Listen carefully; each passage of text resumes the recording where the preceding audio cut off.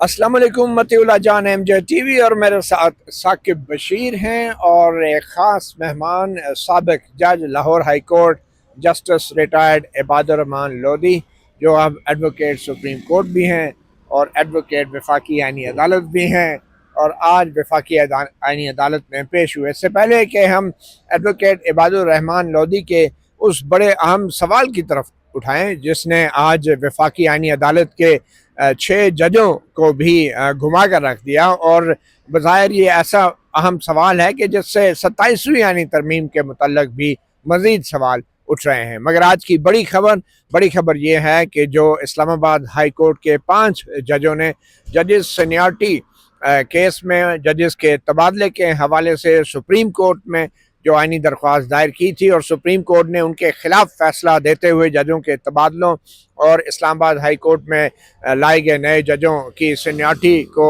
दुरुस्त करार दिया था, उसके खिलाफ अपीलें आज वफाकी आइनी अदालत में मुकर्रर थी समाअत के लिए, मगर कोई नहीं आया। जी हाँ, जस्टिस मोहसिन अख्तर कियानी और दीगर 4 जजेस की तरफ से दायर इन इंट्रा कोर्ट अपीलों की समाअत के लिए पैरवी के लिए ना तो जजेस के वकील आए ना जजेस आए और आज जस्टिस अमीनुद्दीन खान की सरबराही में 6 रुकनी जो आइनी अदालत थी उसने आज 1-2 दफ़ा केस पुकारा, मगर जब कोई भी रोस्टर पे नहीं आया तो उन्होंने अदम पैरवी की बुनियाद पे जजेस ट्रांसफ़र और जजेस सीनियरिटी केस की जो अपीलें हैं वो खारिज कर दी। जी हाँ, अदम पैरवी की बुनियाद पे। इसका मतलब ये है कि तकनीकी एतबार से और बज़ाहिर अब जजेस के जो तबादले का मामला था वो अब आइनी अदालत और सुप्रीम कोर्ट में वो ख़त्म हो गया है, जो है जैसा है की बुनियाद पे अब ये सिलसिला चलता रहेगा।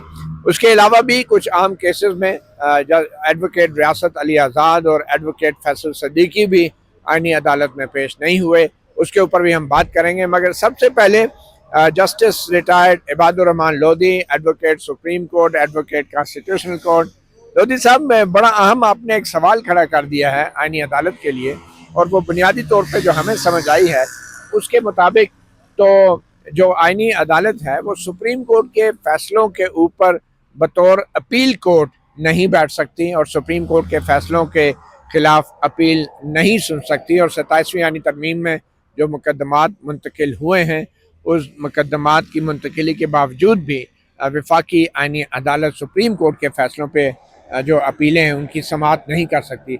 ये मामला था क्या एक्चुअली और आप कैसे वफाकी आइनी अदालत में आए और आपका बुनियादी नुक्ता क्या है? बिस्मिल्लाहिर्रहमानिर्रहीम। मतीउल्लाह जान, मैं यहाँ पे आज मेरी पहली दफ़ा मेरी और इन वफाकी आइनी अदालत के जजों का आमना सामना हुआ है बतौर वकील और बतौर जज। मैं यहाँ पे आया इस तरह हूँ कि मुझे नोटिस मिला कि आपकी जो ICA फिक्स थी, जो फाइल हुई थी सुप्रीम कोर्ट ऑफ पाकिस्तान में from an order passed by a bench of the Supreme Court of Pakistan exercising jurisdiction under article 184(3), मैंने उसके खिलाफ अपील फाइल की थी। तो यहाँ से मुझे ये इंटीमेशन हुई कि वो 27th अमेंडमेंट के बाद कॉन्स्टिट्यूशन में वो अपील जहाँ पे ट्रांसफ़र होगी दूसरे केसेस के साथ, और इसलिए आप उसकी समाअत के लिए यहाँ पे हाजिर हो जाएं। मैं 27th अमेंडमेंट को एग्जामिन करने के बाद यहाँ पे हाजिर हुआ था और मैंने यहाँ पे मेरे साथियों ने कुछ मेरिट्स पे बात करने शुरू की तो मैंने उनको रोका कि मेरा एक प्रिलिमिनरी ऑब्जेक्शन ये है या सबमिशन ये है कि आइनी अदालत वजूद में बेशक आ गई है लेकिन उसकी रेस्ट्रेंट्स अपनी जगह मौजूद है, उसकी जुरिसडिक्शन हमने एग्जामिन करनी है with reference to article part 2A जो ऐड किया गया है, चैप्टर 2A जो ऐड किया गया पार्ट 7 में, उसके तहत जो पेंडिंग अपील्स हैं before the honourable Supreme Court of Pakistan from file against the judgments passed under the jurisdiction of article 184(3), वो एपलेट जुरिसडिक्शन में लाई नहीं करती फेडरल कॉन्स्टिट्यूशन कोर्ट की। मैंने उनको अब सारा जो कॉन्स्टिट्यूशन में अमेंडमेंट हुई है 175B to 175K तक है मेरा ख्याल, ये प्रोविजन जितनी भी है 175E और 175F जो रेलेवेंट ज़्यादा है इसमें, कि एपलेट जुरिसडिक्शन है क्या इस हाई कोर्ट की, इस कॉन्स्टिट्यूशनल कोर्ट की। हाई कोर्ट की जितनी जजमेंट्स, डिग्रीज और अपील जो हैं, जो डिसाइड हाई कोर्ट करती है, उसके तहत with the exception of family matters and rent matters, ये एक अजीब इसमें एक हुस्न पैदा कर दिया गया है कि फैमिली और रेंट मैटर्स वो सुनते रहें, किराएदारों को और मालिक मकानों को और मियाँ बीवी के दरमियान जो झगड़े हैं, तलाक, हक महर, नान नफका, वो सारे डील करेंगे सुप्रीम कोर्ट, और बाकी जितने लीगल पॉइंट्स हैं वो सारे इशू डिसाइड होंगे।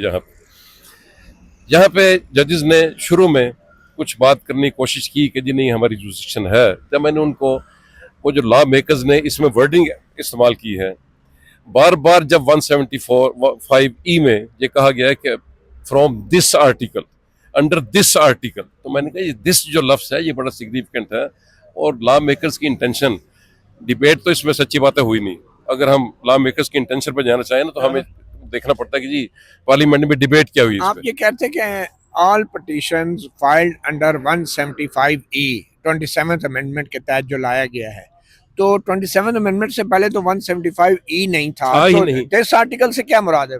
मैं यही कह रहा हूँ, ये है सारी कंफ्यूजन। जब लॉ मेकिंग हेस्ट में होगी तो फिर ये इस किस्म के तो लूप होल्स रह जाएंगे इसमें। अब किसी जमाने में तो ड्राफ्ट्समैन जो लॉ मिनिस्ट्री में बैठा होता था वो एक ड्राफ्ट तैयार करता था, अब वो लॉ मिनिस्ट्री या उसका जो रेलिवेंट सेक्शन है वो पता नहीं कहाँ ट्रांसफर हो गया, कहाँ शिफ्ट हो गया, कहाँ से मुसव्वदे बन के आते हैं, जिनके बारे में हमारा लॉ मिनिस्टर भी कहता है कि ये मुसव्वदा मेरे सामने तो पहली दफा आया है। इस किस्म की जब लॉ मेकिंग होगी तो इस किस्म के लूप होल्स रह जाएंगे।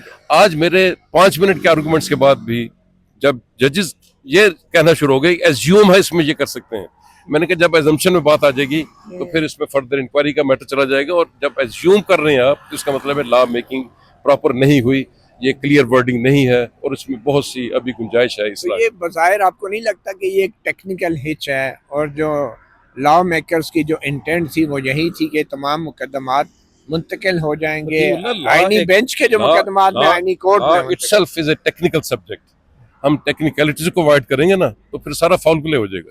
ये सारा फाउल प्ले हो गया है कॉन्स्टिट्यूशन के साथ और लॉ के साथ। टेक्निकलिटीज को तो हमने ऑब्जर्व करना है, हमने कॉमे और फुल स्टॉप को भी मीनिंग देनी है। तो अब अगर सुप्रीम कोर्ट आपको आपके इसी अपील में बुला लेती है तो आप किसके सामने पेश होंगे सुप्रीम कोर्ट में? नहीं, सुप्रीम कोर्ट मुझे कहाँ बुलाएगी, उस सुप्रीम कोर्ट ने अपनी जान छुड़ा ली। क्या कह रहे हैं, फाइल सुप्रीम कोर्ट में भेज दे? मेरा बिल्कुल यही कहना है कि जहां मैंने अपील फाइल की थी जुरिस्डिक्शन अभी तक उन्हीं के पास है। अच्छा, वो अभी भी सुन सकते हैं आप? बिल्कुल सुन सकते हैं मेरे नुक्ते पर वहाँ पे तो आईनी बेंच है ही नहीं। अब आईनी बेंच ना हो ना जी, कहाँ सेक्शन 5 में जिक्र है आईनी बेंच का? Larger bench of the Supreme Court of Pakistan, larger than the bench which was originally hearing the case. जो 22,000 केसेस भेज दिए गए हैं वफाकी आईनी अदालत को, तो आप समझते हैं कि सुप्रीम कोर्ट में जिस तरह भेजे गए हैं वो देखा क्या होगा कि ये किन की जुरिस्डिक्शन बनती है, यानी वैसे ही उठा के कैटेगराइजेशन कोई नहीं हुई, कोई क्लासिफिकेशन कोई नहीं हुई, और सुप्रीम कोर्ट ने शायद बहुत सुख का सांस ले लिया है कि उसकी पेंडेंसी में 22,000 केसेस एकदम से डिसाइडेड या डिस्पोज्ड ऑफ तस्वर होंगे, और उनकी जो पेंडेंसी की लिस्ट है वो 56,000 से 36,000 पे आ जाएगी। ये परफॉर्मेंस किसकी है? ये performance chief justice Yahya Afridi की है या चीफ जस्टिस मोइनुद्दीन खान की? देखें जी, याहिया अफरीदी साहब उनकी ओथ टेकिंग में उस स्टेज पे बैठे थे, और इसका मतलब है कि दोनों ने मिल के एक बात की है, और शुनीद ये है कि ये जो मुसव्वदा है ये पहले याहिया अफरीदी साहब को पेश किया गया कि आप अपने इसमें ऑब्जर्वेशन या राय या जो भी ओपिनियन थे, उन्होंने इसको पढ़े बगैर, जिस तरह वो कहते हैं मैं खत नहीं पढ़ता, उन्होंने वो मुसव्वदा भी नहीं पढ़ा और वो भेज दिया कि जी पार्लियामेंट का मुकम्मल इख्तियार है, जो मर्जी करे। अब आखिर में जाते हुए आप ये बता दें कि 27वीं आईनी तरमीम और जो 26वीं आईनी तरमीम, ये दोनों जो तरामीम लाई गई हैं, इससे ओवरऑल अदलिया की और वकला की कारकर्दगी पे क्या असर पड़ेगा? वकला की कारकर्दगी तो मेरा ख्याल है बढ़ जाएगी। उन्होंने इन पॉइंट्स को फर्दर एग्जामिन करते हुए कोर्ट्स को असिस्ट करना है, जो भी कोर्ट्स हैं।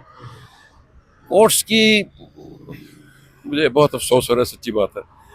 अब मैं क्या कहूँ कि जब आर्टिकल 175 के तहत फेडरल कॉन्स्टिट्यूशन कोर्ट की फाइंडिंग को बाइंडिंग करार दे दिया गया है सुप्रीम कोर्ट में भी, तो यहाँ बैठे हुए हमारे जो जजेस हजरात हैं उनका कहा हुआ अब वहाँ बैठे हुए जजेस हजरात में बाइंडिंग होगा। यानी कि मैं इस पे फर्दर मजीद कमेंट नहीं करना मैं चाहता। एक सिनेरियो दे देता हूँ। चीफ जस्टिस याहिया अफरीदी साहब जो है वो हेड कर रहे थे जुडिशल कमीशन को, उन्होंने जिन जजेस को सुप्रीम कोर्ट में अपॉइंट किया अब वो जजेस यानी कि जस्टिस आमिर फारूक साहब और जस्टिस अली बाकर नजवी साहब अब वो उनसे सीनियर हो चुके हैं। सीनियर इस सेंस के कि जो जुडिशियल ऑर्डर यहाँ से आएगा वो उन पे बाइंडिंग होगा, लेकिन याह्या अफरीदी साहब का जुडिशियल ऑर्डर इन पे। अच्छा साकिब, आपने जो नाम लिया है याह्या अफरीदी साहब की तो वोट उन जजेस के लिए अगेंस्ट थी, वो तो उनको भी यहाँ नहीं लाना चाह रहे थे और उनको लाहौर हाई कोर्ट का चीफ जस्टिस भी अपॉइंट नहीं करना चाह रहे थे। उनके खिलाफ एडवर्स रिमार्क्स मौजूद थे और रिपोर्ट्स मौजूद थी। 2 जजेस को इग्नोर कर दिया गया था और तीसरे नंबर की जज आलिया नीलम को चीफ जस्टिस बना दिया गया था। और वहाँ से अब वो जो इग्नोर किए हुए जज थे वो यहाँ पे पहले सुप्रीम कोर्ट में आए और अब सुप्रीम कोर्ट से उनका चुनाव इस फेडरल कॉन्स्टिट्यूशन कोर्ट में हो गया, जिनकी फाइंडिंग अब बाइंडिंग होगी upon the supreme Court of Pakistan. अच्छा लोधी साहब, आखिर में ये बता दें कि अब जबकि जजेस सीनियरिटी और तबादला केस फाइनलिटी अख्तियार कर चुका है, हतमी हो चुका है, जस्टिस असलम डोगर अब अच्छा मतलब मेरा ख्याल ये है कि आज मेरे उस आर्गूमेंट्स के बाद और मेरी ICM को एडजर्न करने के बाद और मुझे ये अपॉर्चुनिटी देने के बाद कि मैं इन ब्लैक एंड वाइट अपना वर्शन इस इशू पे लेके आऊँ कोर्ट में, जितने इस सेट के अपील्स थी वो सारी एडजर्न होनी चाहिए थी, irrespective of the fact whether any person is appearing before the court or not। जब एक सेट ऑफ अपील्स में एक पॉइंट जब जुरिस्डिक्शन का रेज हो गया है और आपने उसको एंटरटेन कर लिया है, तो बाकी जितनी अपील्स हैं इसी बैकग्राउंड में फाइल हुई उन सब के साथ एक सच सलूक होना चाहिए। बतौर जज, साबिक जज लाहौर हाई कोर्ट, आपकी क्या फीलिंग्स हैं? ये जो 27वीं यानी तरमीम में जो तबादला होने वाले जज की जो रजामंदी की शर्त थी वो भी ख़त्म कर दी गई है, तो अब जजेस क्या सोच रहे हैं हाई कोर्ट्स में बैठे हुए? क्या उन पे दबाव बढ़ गया है, प्रेशर बढ़ गया है, कंट्रोल बढ़ गया है हुकूमत का अदलिया पे? अच्छा वैसे मतीउल्लाह जान, आप चूंकि मुझे बार बार कह रहे हैं कि मैं हाई कोर्ट का साबिक जज हूँ, मैं आपको अर्ज कर दूँ, मैंने पिंडी बेंच में अगर बैठ के फैसला दिया ना जो कुछ लोगों को नागवार गुजरा, तो मुझे बहावलपुर भेज दिया जाता था। अच्छा, बहावलपुर में भी मैं हाई कोर्ट का जज ही रहा। अच्छा वहाँ बहावलपुर में जब मुझे भेजा गया तो मेरे सामने एक शुगर मिल, रहीम यार खान की शुगर मिल, जो उस वक्त के इक़्तिदार वाले लोगों के नाम से थी, तो वो आगे वो 4-5 बेंचों से होते हुए आई थी। तो मैंने टेकअप किया, वो कोशिश की उन्होंने कि ना करें, वो मैंने डिसाइड कर दिया। उन्होंने बहुत सारी सरकारी ज़मीन पे कब्जा किया हुआ था। मैंने बोर्ड ऑफ रेवेन्यू कहा कि इसको टेकअप करें, इसको रिवर्ट करें अपना पोजीशन और इनसे वागुजार भी करें और इनसे रिकवर करें जो कुछ जितना अर्सा इन्होंने इस्तेमाल किया। तो फिर मुझे बहावलपुर बेंच से उन्होंने मुल्तान पे भेज दिया। मुल्तान में कुछ और केसेस इस किस्म के मेरे सामने आ गए, फिर उन्होंने लाहौर बुला लिया था। हाई कोर्ट का जज जहाँ भी बैठा हो, अगर वो तुरबत भी बैठा है ना, तो हाई कोर्ट का जज है। नहीं, लेकिन अब लाहौर वालों को तुरबत तो भेजा जा सकेगा ना। हाई कोर्ट का जज ही है जी, कोई मसला नहीं, वहाँ जाके देखे ना, वहाँ के मसाइल हल करे बैठ के, यही क्या बात हुई। लेकिन आप ये मानते हैं कि जजेस जो हैं, शर्मनाक तरीका है ये जजेस को डील करने का शर्मनाक तरीका है। लेकिन जज अगर सुप्रीम हाई कोर्ट का जज है ना, तो वो कहीं बैठ के हाई कोर्ट का जज ही।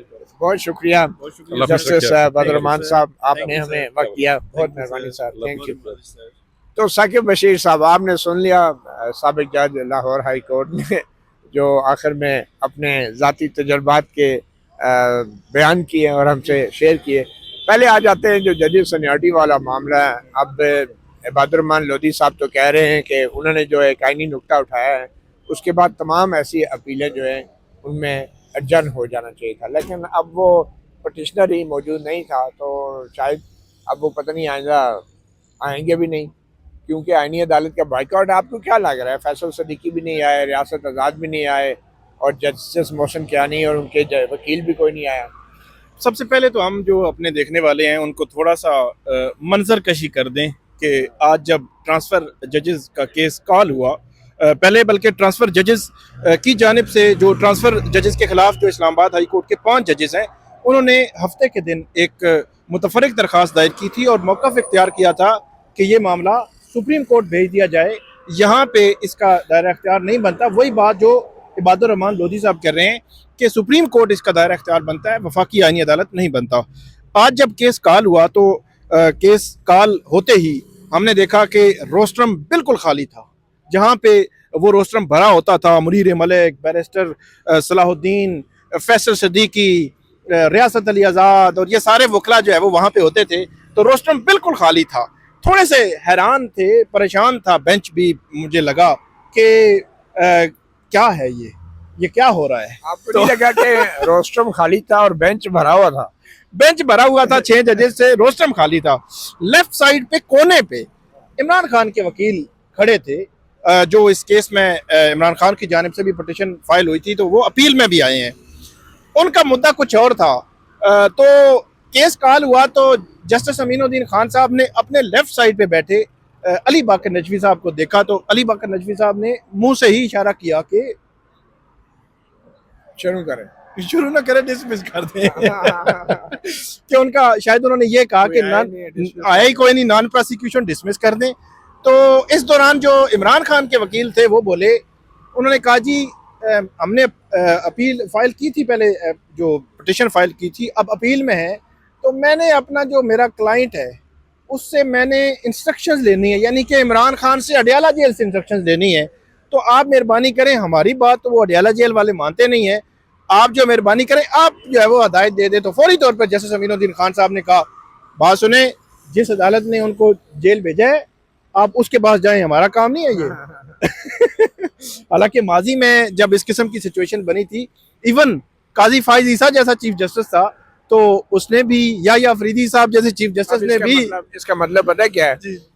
विफाकी आईनी अदालत 6 जजेस बैठे हैं टॉप के, पूरे पाकिस्तान में उनके फैसले जो हैं, जजेस के नाम भी वैसे बता दें हमारे। जस्टिस अमीनुद्दीन खान थे, साथ में अली बाकर नजफी थे, जस्टिस के आगा थे, जस्टिस अरशद सलीम थे, अरशद हुसैन शाह थे, जस्टिस हसन नजर रिजवी थे। तो ये 6 टॉप के जजेस बैठे थे और उन्होंने कहा कि जी मुलाकात का जहाँ तक मामला है वो अब ट्रायल कोर्ट में जाए। अच्छा, अब वो ट्रायल कोर्ट में चले गए। हालांकि मती साहब बात ये है कि सुप्रीम कोर्ट में जब वो खड़ा है बंदा, वकील खड़ा है, तो उसने सुप्रीम कोर्ट को कहना है कि आप हदायत दें। ये आइन की तशरीह जो होगी ना, वो भी आपको अंदाजा हो जाना चाहिए। तो जस्टिस अमीनुद्दीन खान ने कहा आप ट्रायल कोर्ट से इजाजत लें मुलाकात की, और इसका मतलब पता है, मतलब ये है कि अगर वो नहीं देती तो कोई बात नहीं, अगली तारीख में फिर आ जाइएगा, फिर कहिएगा अभी तक इजाजत नहीं मिली। मुझे तो लगता है उन्होंने कहा है कोई बात नहीं, अगर नहीं देती तो फिर ठीक है, आप ना करें, नहीं तो हम तारीख दे देंगे, या फिर हम डिसमिस कर देंगे कि आप बहस नहीं कर रहे। कहने का मतलब आईनी अदालत है हमारी। आईनी अदालत। मुझे हैरानगी हुई कि जैसे अमीनुद्दीन खान साहब कह रहे हैं कि जाएं जी, वो जो जिस अदालत ने रखा हुआ है वही आपको देगी। हालांकि हमने देखा कि ये जस्टिस काजी फाइज ईसा नैब के केसेस में, जब उस वक्त मेरे ख्याल सलमान साहब ख्वाजा हारिस थे, उनको कहा, उन्होंने कहा जी मिलवाएं इनको। जब या अफरीदी साहब रिसेंटली मेरे ख्याल में ये सलमान सफ्तर थे, उन्होंने कहा हमारी मुलाकात नहीं हो रही। और जब जिस अदालत के सामने वो वकील खड़ा है, मसला उस अदालत का है, आप पूछें जाके ट्रायल कोर्ट से। ये अजीब सी बात है। वैसे ट्रायल कोर्ट कहे कि मैं नहीं इजाजत देता, तो फिर आईनी अदालत इंतजार करे तो बैठी रहे, क्योंकि ट्रायल कोर्ट नहीं तो फिर उन्होंने कहा जी मैंने इंस्ट्रक्शंस लेनी है, उन्होंने कहा ये जाएं उधर। तो उसके बाद मामला आया गया हो गया। जस्टिस मोहसिन अख्तर कियानी के वकील मुनीर मलिक काल हुए, फैसल सिद्दीकी काल हुए, फिर जब रियासत अली आजाद काल हुए, शुएब शहीन काल हुए, कोई भी नहीं आया। उन्होंने फिर ये कहा कि नॉन प्रोसिक्यूशन, यानी कि अदम पैरवी इस्लामाबाद हाई कोर्ट के 5 जजेस की जो अपीलें थी ट्रांसफर जजेस केस में, वो खारिज हो चुकी हैं। तो ये सूरत हाल है। अब आप देखें, वो जजेस ने इंतजार भी नहीं किया, बल्कि इबादुर रहमान लोधी साहब ने जो पॉइंट आउट किया नुक्ता, और वो नुक्ता यही जजेस अपनी एक मुतफरिक दरखास्त में पॉइंट आउट कर चुके थे। तो ये भी हो सकता था कि इसको अर्जन कर दें, फिर देखते हैं। पता है ना कि ये जो आईनी जुरिस्डिक्शन होती है, इसमें दरखास्त गुजार जो होता है वो मुफादे आमा में आता है। और सुप्रीम कोर्ट ने कई बार अपने फैसलों में डिक्लेयर कर दिया है कि जो मुफादे आमा में कोई दरखास्त गुजार आता है तो वो दरखास्त वापस भी नहीं ले सकता जब तक सुप्रीम कोर्ट उसकी इजाजत ना दे। और वो ये कहते हैं कि मुफादे आमा का मामला ऐसा है कि ये नहीं है कि कोई दरखास्त आए और वो वापस लेके घर चला जाए और बात खत्म हो जाए। कहते हैं नहीं, मुफादे आमा के मामले में जो आईनी जुरिस्डिक्शन सुप्रीम कोर्ट भी इस्तेमाल करती थी, तो वो ये कहती थी कि ये मुफादे आमा के मामले में सुप्रीम कोर्ट दरखास्त गुजार के ऊपर डिपेंडेंट नहीं होती, उसने आइन की तशरीह करनी है। और ये अजीब आइन की तशरीह करने वाले बैठे हैं कि दरखास्त गुजार नहीं आया तो डिसमिस, यानी आइन की तशरीह नहीं होगी। ये आईनी अदालत इसी मकसद के लिए थी ना। वो इसका मतलब है आईनी अदालत जो है ये तो कोई चीचू की मलिया की सेशन जज की कोर्ट है कि जहाँ पे दरखास्त गुजार पहुंचा नहीं है तो डिसमिस होगी, फिर उसकी बहाली के लिए। यार आइन की तशरीह के लिए बैठे हैं, आप किसी को मफाद देने के लिए तो नहीं बैठे। आपने आइन की शिक्कों का तशरीह करनी है, तो फिर दरखास्त गुजार पहुंचे ना पहुंचे, आए ना आए, आपको अटॉर्नी जनरल को नोटिस करना चाहिए था, आपको उसके आर्गूमेंट सुन के उसके ऊपर फैसला करना चाहिए। इन्होंने तो अपने आप को अभी तक सेशन जज समझा हुआ है कि जी दरखास्तदार नहीं आए तो डिसमिस, गई भाड़ में आइन की तशरीह और आइन के शिक्के और बुनियादी और उसमें भी मैंने देखा कि इतना बड़ा मामला है कि पहली दफा हाई कोर्ट के 5 जज उन्होंने सुप्रीम कोर्ट का दरवाजा खटखटाया था कि ये हो रहा है कि 3 जजेस कैसे लाए जा रहे हैं, और उसके बाद उनकी दरखास्त डिसमिस हुई, फिर अपील में आ गया मामला। मतलब जुडिशरी के अंदर से इन्वॉल्व हैं लोग। तो जैसे जमीनुद्दीन खान साहब ने भी जो डिसमिस की नॉन प्रोसिक्यूशन, अब हो सकता है वो चैम्बर में मशवरा करके आए हों, लेकिन ओपन कोर्ट में तो उन्होंने लेफ्ट साइड पे ही एक तरफ देखा है, अली बाकर नजफी साहब की तरफ, राइट साइड पे बैठे 3 जजेस की तरफ तो नहीं देखा। अब उनसे मशवरा हुआ होगा या उनका फिर इतराज नहीं होगा, अगर इतराज होता तो वो बोल पड़ते। हो सकता है पहले से तय हो कि भाई अगर नहीं आएंगे तो फिर अब मुझे लगता है गुस्सा भी कर गए, थोड़ा गुस्सा भी वो वकला भी करके एडजर्न भी कर सकते थे, adjourn कर एक और सकते थे। नोटिस दे सकते थे। जी। मतलब बहरहाल मेरे आपने ख्याल ठीक में कहा, आर्टिकल 200 में 27वीं आईनी तरमीम में काफी कुछ जो है वो उन्होंने वो कर दिया है जो मर्जी और मंशा थी, यानी कि उन्होंने ये कह दिया है कि सीनियरिटी का जो प्रिंसिपल है, जो सीनियर होगा वो किसी भी हाई कोर्ट में जाएगा तो सीनियर ही होगा, ठीक है, वो उन्होंने तय कर दिया 27वीं आईनी तरमीम में। तो ये नुकता तो तय हो गया। मेरे ख्याल है 2-3 नुकते थे उसमें, 1-2 तो वैसे तय हो गए थे। अटॉर्नी जनरल को बुलाते, अटॉर्नी जनरल से पूछते और उसके बाद इस मामले को डिसाइड कर देते। नहीं, लेकिन मेरे ख्याल में ये जिस तरीके की आईनी अदालत बनी है, इसने तो इन दरख्वास्तों को ये कह के रद्द करना था कि भाई आईनी 27वीं आईनी तरमीम के अंदर बाकायदा मना कर दिया गया है कि किसी भी आईनी तरमीम के खिलाफ जो है कोई भी अदालत कार्रवाई नहीं कर सकती। तो वो जुरिस्डिक्शन की बुनियादों पे भी इन दरख्वास्तों को डिसमिस ये आईनी अदालत ने करना था। ये भी एक लीगल ऑप्शन इनके पास मौजूद थी। तो मेरा ये राय है कि इनको एक अच्छा मौका मिल गया कि अदम पैरवी की अदम पैरवी भी। फिर एक और इंटरेस्टिंग मैं फैक्ट बता दूं, यही 4 जजेस यानी कि जस्टिस जहांगीरी उनमें शामिल नहीं है, जस्टिस क्यानी, जस्टिस समन, जस्टिस सरदार एजाज इसाक खान और जस्टिस बाबर, 4 जजेस ने 27वीं आईनी तरमीम को भी चैलेंज किया सुप्रीम कोर्ट। वो गए सुप्रीम कोर्ट ने वो वसूल नहीं की जो पिटिशंस थी। वो डेफिनेटली यहाँ पे फाइलिंग होगी नहीं होगी वो तो अलग बात है। फिर उन्होंने उसका हवाला अपनी मुतफरिक दरखास्त में दिया जो हफ्ते वाले दिन दायर की। फिर उन्होंने वो ट्रांसफर जजेस और भी बहुत सारी चीज़ें उसमें लिखी। उसमें वफाकी आईनी अदालत के जजेस को या चीफ जस्टिस को जिस तरह तैनात किया गया, या एग्जेक्टिव ने जिस तरह उसको इस्तेमाल किया, या अदलिया की आज़ादी जहाँ पे सलब हुई है, बहुत सारे सीरियस नोयत के सवालात भी उठाए थे। मुझे लगता है ऐसे है कि उनकी जो 27वीं आईनी तरमीम के खिलाफ दरखास्त थी वो भी डेफिनेटली, ये जज भी तो इसी मुआशरे का हिस्सा है। इन्होंने कहीं मीडिया में पढ़ा होगा कि डॉन टीवी में कहीं पे सुप्रीम कोर्ट और वफाकी आईनी अदालत के जजों की जो तनख्वाहें हैं, मुझे तो लगता है अब इनकी तनख्वाहें भी कोई बढ़ गई होंगी, 26-26 लाख रुपए। अच्छा, अगर कोई दरखास्त के साथ टाइम पे ना आए या ना आए तो ये तो बड़ा आसान है कि एक और केस कम हो गया जी, वर्कलोड केस बैकलॉग कम हो एक गया। खबर तो ये भी है कि जो जजेस हैं वफाकी आईनी अदालत के, वो पहले जो जुडिशल कॉलोनी है वहाँ पे रहते थे बाकी जजेस के हमरा, तो अब इनको मुख्तलिफ जगहों पे बड़े बड़े घर, अब वो जो किराए पे या जिस तरह भी गवर्नमेंट के अपने होंगे तो वो उनको दिए जा रहे हैं। ये भी एक इतला है कि जुडिशल कॉलोनी में ज़री सी बात है घर वो वफाकी आईनी अदालत जैसे नहीं है ना, तो अब तो वो सुप्रीम कोर्ट जैसे घर हैं, तो जजेस जैसे। बल्कि जी ये वफाकी भी है और आफाकी भी है, आपको पता नहीं, आफाकी आईनी अदालत भी है। बट एनीवे, अब नेक्स्ट हियरिंग जो है मेरे ख्याल में तो अब मुश्किल ही है ये मामला दोबारा। वो तो उन्होंने डिसमिस नॉन प्रोसिक्यूशन किया है। अब हालात बदलेंगे या कोई चीज़ आएगी, वो एप्लीकेशन दे सकते हैं रेस्टोरेशन की, लेकिन मेरा नहीं ख्याल कि वो अगर आज पेश नहीं हुए जिन्होंने, अच्छा इसके पीछे वो वकला तहरीक का भी मामला है, जो वकला लाहौर में इकट्ठे हुए थे, कराची में इकट्ठे हुए थे, वो जो है वो उनमें एक राय ये भी थी कि वफाकी आईनी अदालत के सामने पेश ना हुआ जाए, बाइकआउट किया जाए। ये अमली तौर पर वैसे बाइकआउट था।